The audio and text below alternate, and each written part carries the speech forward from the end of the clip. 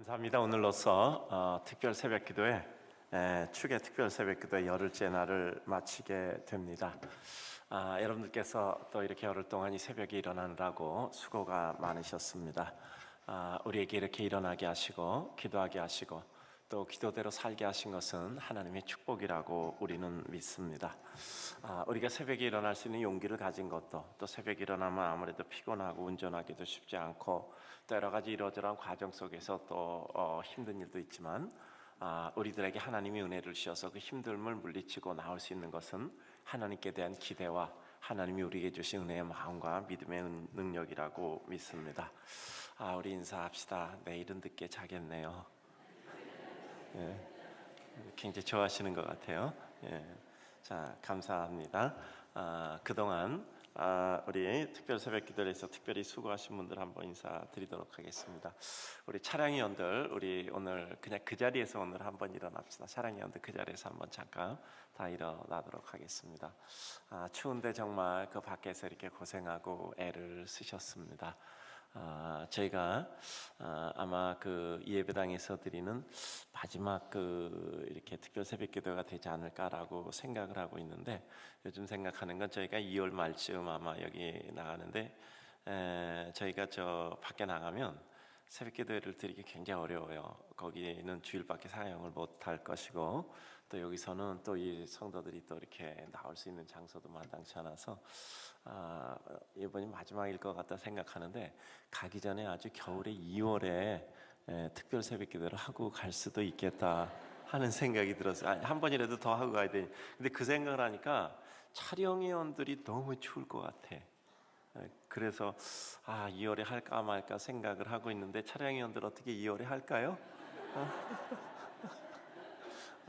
더 기도해보고 저희가 이제 2월 말쯤 가려면 이런 모임을 가질 수가 없어요. 제일 어려운 게 이제 이런 특별 새벽기도 할 때 하고, 우리가 뭐 여기서 모여도 교실 조그마니까 뭐 교실에서 한 4층 5층 모여야 되는데 이렇게 모일 때가 좀 어렵거든요. 그리고 신년 예배 같은 게 좀 이제 저희가 기도해야 될 문제더라고요. 근데 그래도 이 모든 것을 생각할 때 차량위원들이 항상 그 중심에 있는 것을 보니까 차량위원들이 봉사하는 봉사가 참 큰 것 같습니다. 우리 차량위원들 너무 감사합니다. 추운데 고생하셨고요. 또 그래도 어려운 얘기 한 번도 안 하고 또 기쁨과 감사로 수고하시는 이런 우리 위원들 생각하니까 감사합니다. 우리 정말 마음의 기쁨과 감사의 심정을 담아서 우리 박수로 한번 격려 인사드리겠습니다. 감사합니다.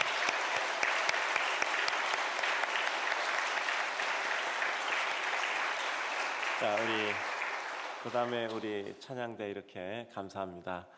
이렇게 계속해서 한 줄도 빼지 않고 자리를 다 채워서 은혜를 이룬다는 게 너무 감사합니다. 우리 성가대 우리 한번 감사드리겠습니다.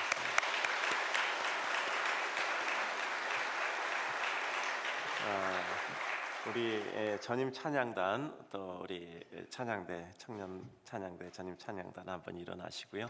또 한번 잠깐 일어나 봅시다. 우리 또 BCN 우리 모든 방송 일 감당하시는 우리 청년들도 우리 작년 봉사하는 집사님들께 감사합니다.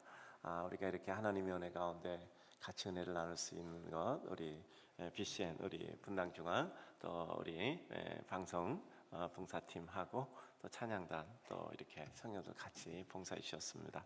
다 같이 우리 기쁜 마음으로 박수로 한번 격려하겠습니다. 감사합니다.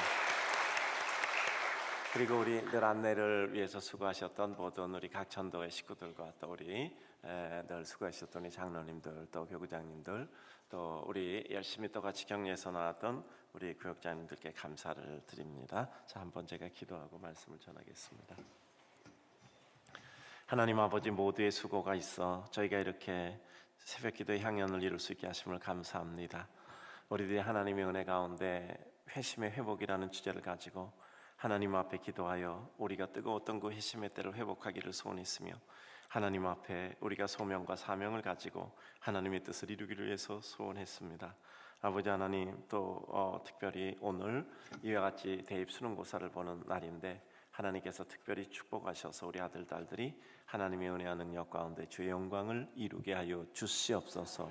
축복하시고 은혜 주시고 능력 주시고 영광 주셔서 오늘 그들이 시험 치르는 모든 것들이 하나님의 은혜 가운데 아름다운 영광이 유업될 수 있도록 축복하여 주시옵소서.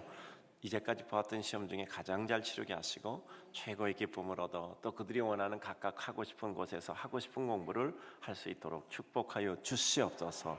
아버지 하나님 감사합니다. 주의 백성들을 축복하시고 수고하고 봉사한 모든 이들 하나님께서 은혜로 갚아주시고 이 세상의 축복으로 갚아주시며 아버지 하나님 열흘 동안 나오느라고 몸도 피곤하고 또 여러 가지 일들도 분주했으나 그럼에도 불구하고 은혜를 사모하고 나온 모든 성도들을 축복하셔서 하늘의 은총과 능력, 은혜, 영광, 권세, 역사를 베풀어 주시옵소서.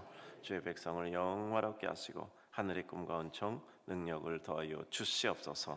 감사합니다. 이 사랑하는 백성들을 축복하셔서 꼭 그 마음이 원하는 소원을 이루어주시고 한 사람이 1000명을 돕고 인류애를 실천하고 빵과 함께 복음을 전하는 주의 거룩한 백성들 되도록 축복하여 주시옵소서. 수고한 모든 이들 축복하시고 추운 데서 고생하고 또 이렇게 여러 가지 또 이른 시간부터 와서 찬양을 준비하고 인도하고 또 하나님께 영광을 돌린 모든 이들에게 하나님의 영광을 더하여 주시옵소서. 열흘 동안도 저희들 건강하게 하셔서 나오게 하시고 기도하게 하셨으니 이제는 그 기도의 응답을 기대하는 여호와의 백성들 되게 하여 주시옵소서. 주께서 은혜 주시기를 간절히 소원드리며 주께 부탁드리었고 모든 말씀 예수 그리스도 이름으로 기도드리옵나이다. 아멘. 감사합니다. 우리 성도들이 하나님의 은혜 가운데 이렇게 매일 새벽마다 나와서 기도하는 모습을 보며 하나님께서 저희를 통해서 이루시려는 하나님의 꿈과 계획을 봅니다. 너희 안에 소원을 두고 행하시는 여호와라고 하셨어요. 따라서 하나님께서 우리들에게 어떤 일을 주실 때는 우리 안에 소원을 두고 행하십니다. 어느 날 그 소원이 우리 마음의 용기가 되고 은혜가 되고 능력이 돼서 그 마음에 소원이 있는 한은 하나님께서 우리를 버리지 않고 우리들에게 주의 뜻을 이룬다는 거예요. 저는 이 교회를 바라보면서 하나님 앞에 기도할 때 또 이 교회 우리 성도들을 바라보면서 기도할 때 늘 마음에 하나님 한 사람이 1000명을 돕는 사람이 되게 하옵소서. 빵과 함께 복음을 전하게 하소서. 우리가 구체적으로 기도하잖아요. 또 뿐만 아니라 우리는 인류애를 실천하게 하옵소서라고 기도합니다. 가다가 우리는 넘어질 때도 있을 것이고 실패할 때도 있을 것이고 점점 살아가면서 우리는 꿈과 우리의 삶이 근접해가는 것이 아니라 살아가면 살아갈수록 노력하면 노력할수록 애를 쓰면 애를 쓸수록 기도가 쌓여지면 쌓여질수록 어떻게 된 것이 우리의 꿈과 우리가 생각했던 삶의 현실은 점점 더 멀어져 가는 것 같은 이와 같은 아픔을 느낄 때가 있습니다. 오래 살았으면 꿈과 더 근접해야 되는데 오래 살면 살수록 오히려 나는 내가 생각했던 내 꿈과 점점 멀어져 가는 것 같은 이와 같은 가슴의 상심을 가질 때도 있습니다.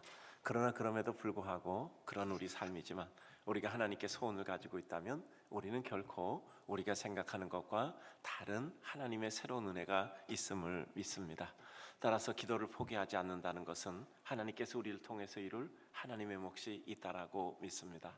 저는 그래서 우리 성도들을 생각할 때마다 정말 하나님께서 우리에게 주신 그 복음의 능력과 은혜가 우리 성도들에게 새로운 능력과 영광과 권세와 역사를 이루어 가실 줄로 믿습니다. 우리 사랑하는 성도님들 어떤 경우에도 마음의 기도에 소원이 있는 한은 하나님을 기대하시기를 바랍니다. 하나님을 기대하시기를 바랍니다. 그래서 우리는 그와 같은 기대를 가지고 하나님께 기도하는 겁니다. 이렇게 열심히 기도하고 소원하고 은혜를 이루고 이러한 모든 이들 하나님 앞에 큰 능력을 받게 될 줄로 믿습니다. 꿈을 버리지 않은 한은 하나님께 기도를 포기하지 않은 한은 하나님께서 반드시 은혜와 능력과 영광을 베풀어 주실 줄로 믿습니다. 저는 우리 교회 우리 정성구 목사님 계시잖아요. 전에 정 목사님이 많이 아프셨어요. 제가 신방하고 또 장로들하고 같이 이렇게 신방하니까 정 목사님이 그러시더라고요. 정말 마음이 어려우셨던 것 같아요. 그러면서 눈물을 흘리면서 내가 한 번만 더 설교를 할 수 있었으면 좋겠다. 내가 한 번만 더 설교를 할 수 있었으면 좋겠다.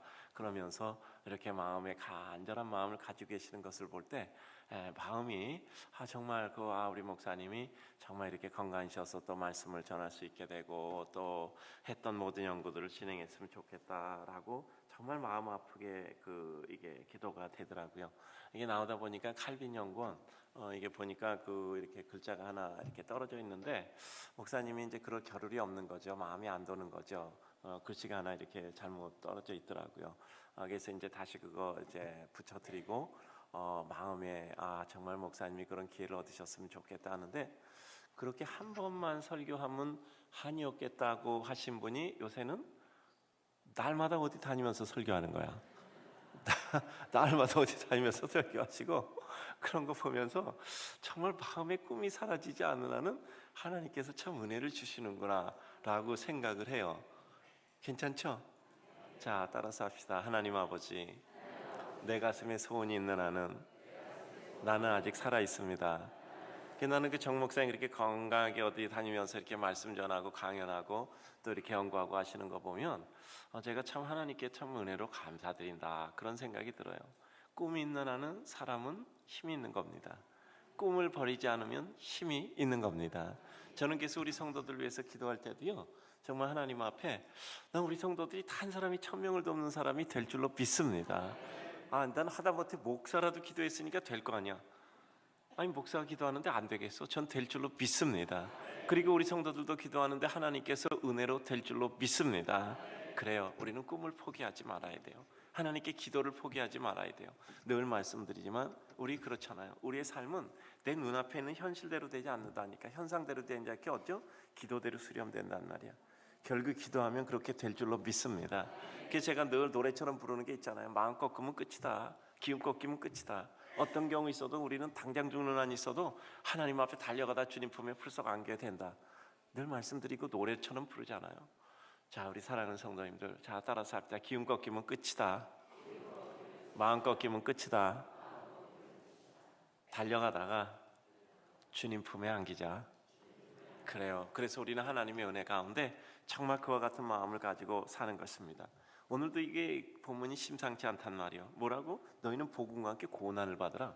복음과 함께 고난을 받으라. 이게 심상치 않은 이런 내용이잖아요. 도대체 이게 뭘 얘기했을까? 그 복음과 함께 가는 삶은 고난의 삶이라는 거잖아요. 그런데도 너희는 마음이 위축되지 않고 담대하게 복음과 함께 고난을 받으라는 이런 제목이잖아요. 근데 이 제목을, 이걸 말씀을 누구에게 주셨냐면 사도 바울이 그가 가장 사랑하는 제자, 믿음의 아들 디모데에게 줬단 말이에요. 사랑하는 자에게 가장 좋은 것을 주는 것인데 디모데는 자기에게 있어서 아들과 같은 이와 같은 사람인 사도 바울은 디모데에게 복음과 함께 고난을 받으라고 했다고요. 뿐만 아니라 자기가 생이 다 끝나갈 때 그는 오히려 그때 모든 사람이 자기 곁을 떠나고 오직 누가만 자기를 지켜주고 있는 이와 같은 때에 사도 바울은 디모데에게 너는 어서 오라고 얘기하고 있어요. 그러니까 힘들고 어려운 때 오라고 얘기하고 있다고. 그러니까 이 세상에서 가장 믿고 신뢰하는 사람은 어려울 때 부르는 사람이요. 좋을 때는 누가 부르면 안 오겠어? 좋을 때는 누가 곁에 안 있겠어? 근데 가장 어려울 때 그 곁에 있어주는 사람이 정말 그에게 도움이 되는 사람이고 위로가 되는 사람이고 그럴 때 어려울 때 와서 나를 도우라고 말할 수 있는 사람이 가장 신뢰가 된다는 뜻이잖아요. 디모데는 이와 같이 사도 바울에게 이와 같은 신뢰를 받고 있는 사람이에요. 그런데 그러한 사람에게 주는 최고의 선물이 뭐냐 하면 너희는 복음과 함께 고난을 받으라. 갇힌 자들 나를 부끄러워하지 말라. 사람들은 뒤에서 수근거리지 않겠느냐. 야, 사도 바울이 하나님의 종이냐? 사도 바울이 하나님의 종이라면 하나님은 자기 종을 구해내지 못하냐? 이리 힘없는 하나님이다. 두 번째는 사도 바울이 말한 게 거짓말이다. 정말 사도 바울이 하나님의 종이면 하나님이 사도 바울을 구해낼 능력이 없지 않느냐. 이런 논리를 가지고 사도 바울을 부끄럽게 하려고 하고 예수 믿는 사람을 부끄럽게 하려는 이와 같은 상황이었단 말이에요. 너는 복음과 함께 고난을 받으라 하면서 뭐라고 얘기했죠? 갇힘받은 나를 부끄러워하지 말라라고 말씀하고 있는 것입니다.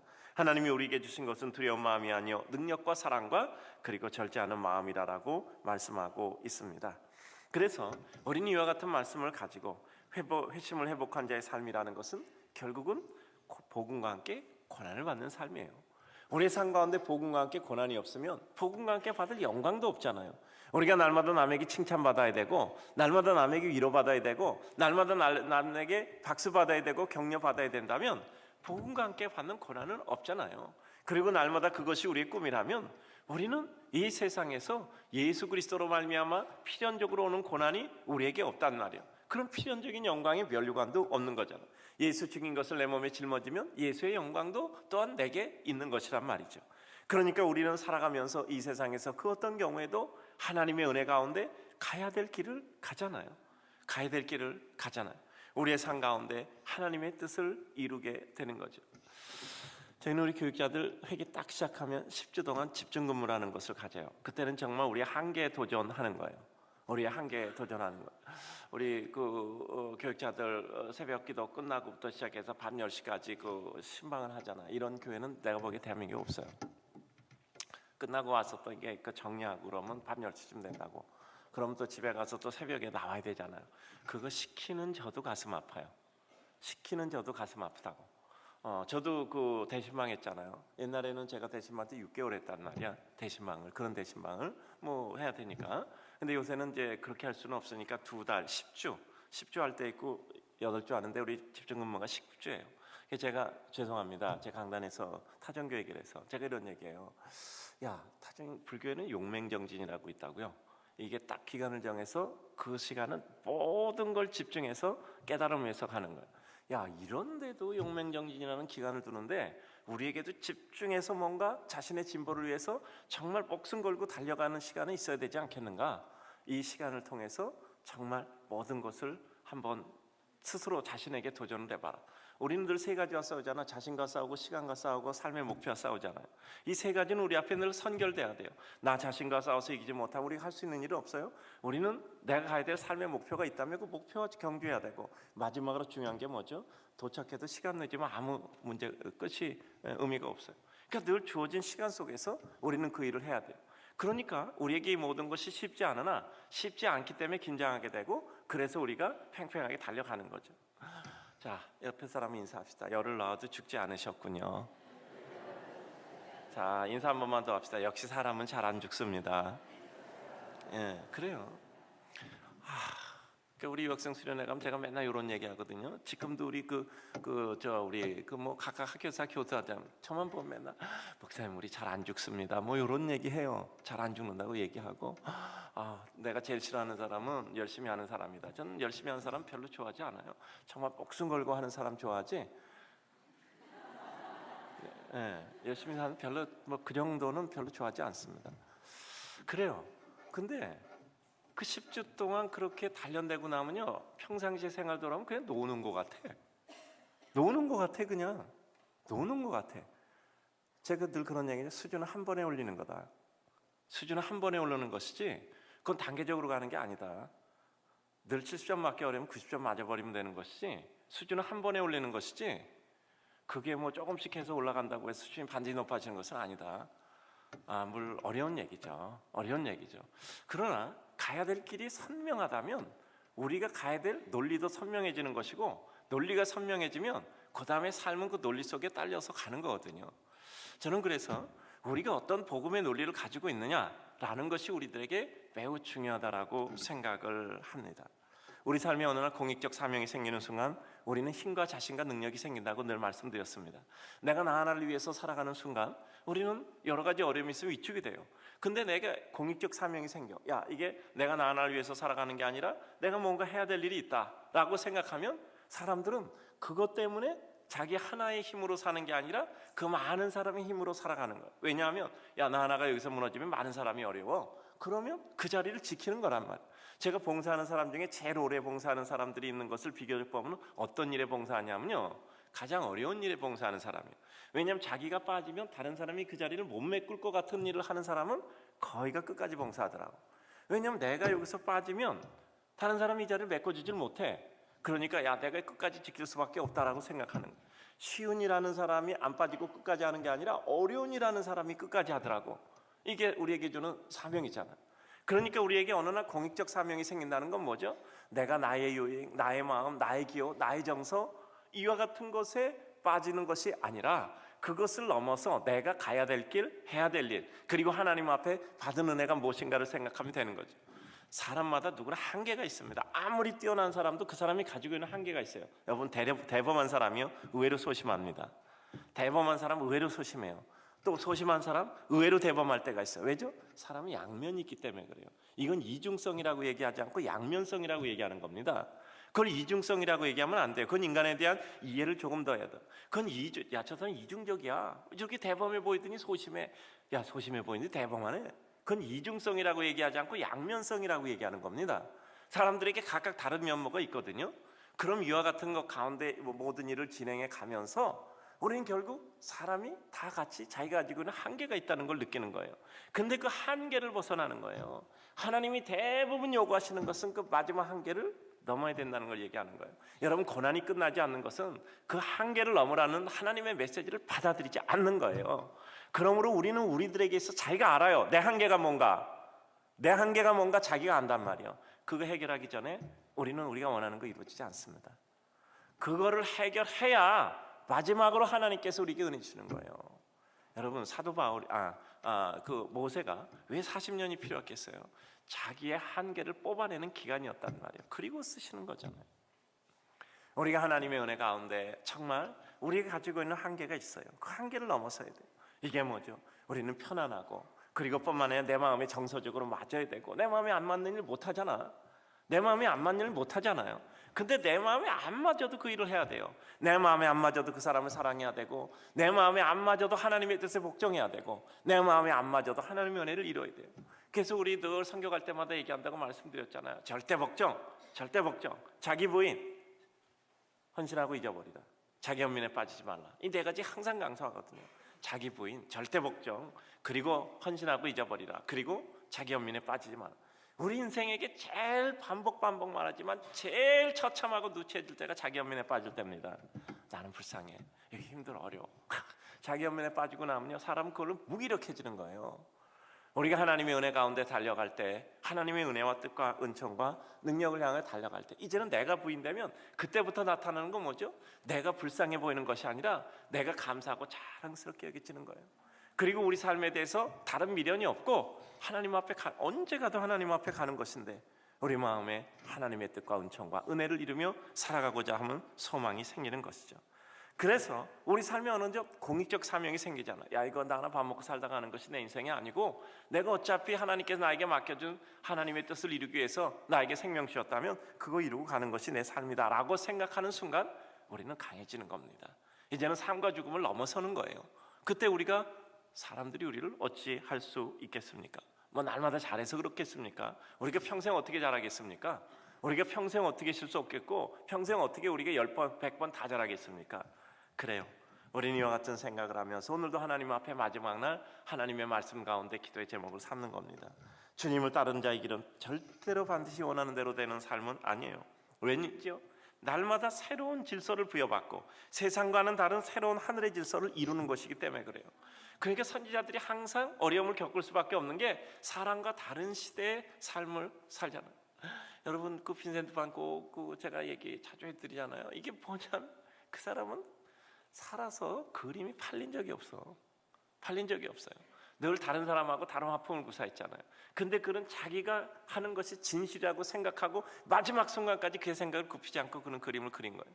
그의 동생 테오도로가 맨날 편지하잖아. 형, 그림 팔려서 내가 돈 보낼게. 근데 그림은 팔린 적이 없어요. 근데 동생이 돈을 보내는 거예요. 그러니까 그는 동생에게 평생 동안 신세지고 살고 동생을 사랑했던, 묘비가 둘이 같이 있어요. 빈센트 반 고흐, 테오도르 고흐, 묘비가 두 개 같이 있습니다. 근데 그렇게 평생 동안 고생하면서 살았던 고흐, 그럼에도 불구하고 그는 그의 꿈을 꺾지 않았잖아요. 그럼 목사님의 아들이에요. 근데 안타깝게 아버지는 그 아들을 이해하지 못했어요. 이 아들은 늘 상처 속에 살아갔다고. 그 교회도 그리고 설교하는 일 많이 그리잖아. 그래요. 우리가 살아가는 삶에 있어서 우리는 때때로 이해받지 못해요. 근데 그거는 항상 언젠가 내 생각이 옳다라는 것을 사람들이 인정할 때가 올 것이다. 안타깝게 그 시대는 그가 죽은 다음의 시대였습니다. 우리의 삶이 하나님의 은혜 가운데 살아가는데 세상은 우리를 이해하지 못할 수도 있어요. 왜죠? 앞선 생각을 하는 사람은 절대 그 시대에 인정을 받지 못합니다. 그러니까 선지자들은 항상 시대와 다른 얘기를 해야 되니까 항상 고난을 받을 수밖에 없었던 거예요. 우리 믿음의 사람들이 세상을 살아가는 것도 마찬가지입니다. 세상과는 다른 구조, 질서, 다른 모든 세계 속에서 그 나라를 이뤄가는 거예요. 세상에 있는 질서가 아니라 하나님의 질서를 이뤄가다 보니까 반드시 어려움이 있는 거예요. 내가 예수 믿는데 어려움이 없다면 이게 문제라고. 내가 예수 믿는데 어려움이 없으면 이게 문제야. 내 마음에 드는 대로 살아야 된다면 이게 문제야. 내가 어렵고 힘들고 고통스러운 거 당연히 있는 거예요. 내가 원하는 데 사람이 다 박수 쳐주면 나는 뭔가 지금 잘못되고 있는 거예요. 다른 사람이 내가 하는 일에 방해도 하고 사단도 방해해야 그게 정상적인 거란 말이에요. 그때 그러니까 기쁘고 감사하다라는 마음을 가지는 거죠. 근본적으로 주님 사랑과 인간 사랑에 대한 꿈이 있어야 돼요. 우리는 주님을 알고 난 다음부터 새로운 논리 속에 살아가는 거예요. 새로운 기쁨, 새로운 기준이 생기는 거죠. 그런데 그런 어려운 가운데서도 우리는 그것을 두려워하지 않는단 말이죠. 하나님이 우리에게 주시는 것은 두려워하는 마음이 아니요 능력, 사랑, 절제하는 마음이니. 그래요. 우리는 여러 가지 어려움을 당해도 두려워하지 않아. 내가 왜 예수 믿고 사는데, 내가 왜 바르게 사는데, 내가 왜 믿음대로 사는데, 나에겐 이렇게 평생 동안 집 한 칸 없고, 나에겐 평생 동안 이렇게 어려움만 있고, 왜 나에게 모든 구세 갖춰지지 않은 삶이 있을까? 남이 나를 다 뻔뻔하다고 참 좋다고 생각해도 왜 나에게 남들에게 얘기하지 못하는 이런 어려움들이 나에게 상존하고 있을 것인가? 라는 생각이 들 때 우리는 두려워하지 않고 위축되는 것이 아닙니다. 오히려 그 가운데 하나님의 능력을 구하며 사람을 사랑하고 인생들을 사랑하고 하나님을 사랑하는 거죠. 각종 복음의 능력은 이와 같이 우리를 더욱더 강하게 할 줄로 믿습니다. 우리 사랑하는 성도님들, 우리는 하나님의 세계라는 그 새로운 질서와 논리를 이 세상 속에 세워가는 하나님의 백성이에요. 우리는 세상과 분리돼서 사는 사람들은 아니지만 분명히 다른 논리 구조를 가지고 있다고요. 우리는 많이 가져서 좋은 게 아니라 많이 줄 수 있어서 좋은 거잖아. 우리 인생 가운데 내가 원하는 것을 이루어서 기쁜 것이 아니라 다른 사람을 기쁘게 세운 거잖아. 자, 따라서 합니다. 다른 사람을 승리케 하는 성도. 내가 승리해서 기쁜 게 아니라 내가 다른 사람을 승리케 하니까 내가 기쁜 거야.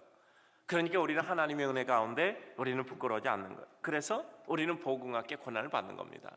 초대교회는요, 그 고난은 직접적인 고난이었어요. 매를 맞고 조롱받고 비난받고 쫓겨다니고 감옥에 가고 죽는 이와 같은 고난이었단 말이에요.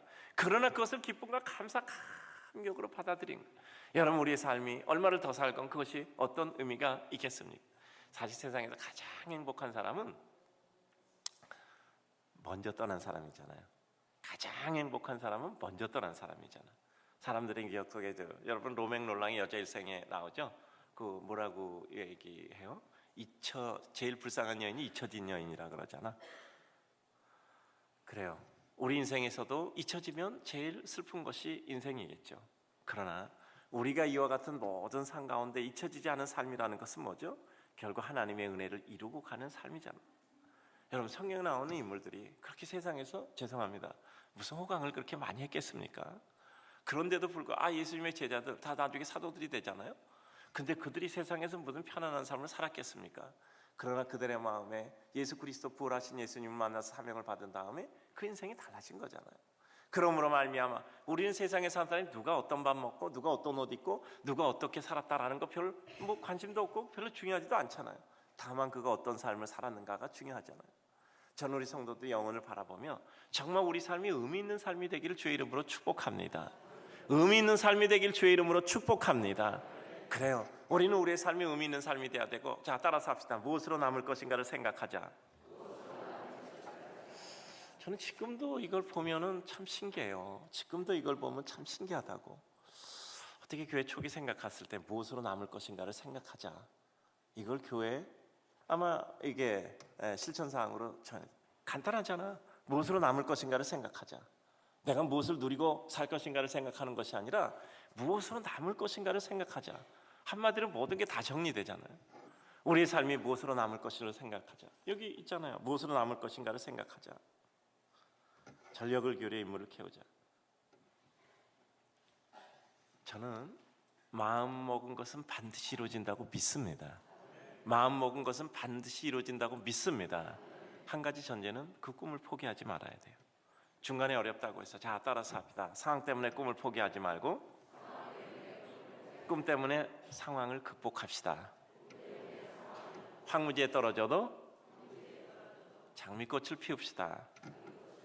그래요. 그래서 우리는 결국 복음과 함께 고난을 받는 것입니다.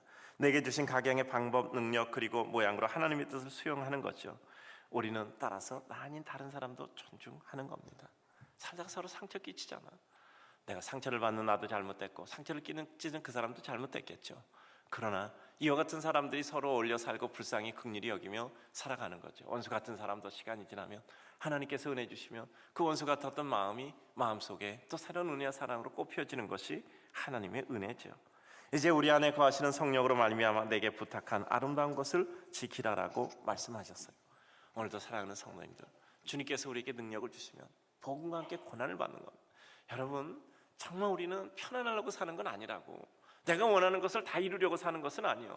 뭐죠? 하나님이 원하는 것을 이루기 위해서 사는 겁니다. 기도하다 보면 하나님께서 내게 원하는 것은 무엇입니까? 우리 힘든 거 하기 싫잖아요. 귀찮은 거 하기 싫잖아요. 지루한 거 하기 싫잖아요. 내가 좋아하지 않는 것 하기 싫잖아요. 근데 어느 날 그게 내게 좋아 보이는 거란 말이에요. 사람도 좋아 보이고 일도 좋아 보이고, 그리고 여러 가지 이러저런 모든 누추한 모습들이 싫어 보이지 않는 것이란 말이에요. 저는 우리 사랑하는 성도님들, 자, 따라서 합시다. 애써서 삽시다. 노력해서 삽시다. 그 결과를 가지고 주의 뜻을 이룹시다. 그래요.